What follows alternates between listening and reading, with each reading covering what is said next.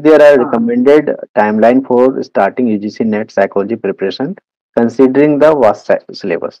आपने last question में ही time की बात की और उसी से रिलेटेड नेक्स्ट देख, हमारा। जी जी, अगर आपका बेसिक कॉन्सेप्ट अच्छा है ग्रेजुएशन में, तो जी मुझे लगता है आपको कम समय, 3 महीना काफी होना चाहिए।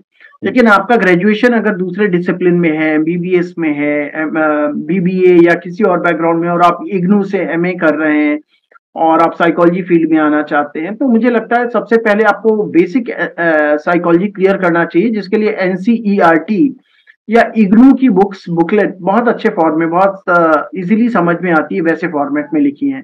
जी इग्नू की एमए साइकोलॉजी की बुक और एनसीईआरटी, इसके थ्रू आप अपने बेसिक कॉन्सेप्ट, पर्सनालिटी हो गया, जनरल साइकोलॉजी हो गया, ये सब कर सकते हैं। उसके बाद आपको 5 महीने तक लग सकता है अगर आपका ग्रेजुएशन नहीं है। पर आपका ग्रेजुएशन में कॉन्सेप्चुअल क्लैरिटी है, तो मुझे लगता है 3 साढ़े 3 महीना पर्याप्त होता है नेट के लिए।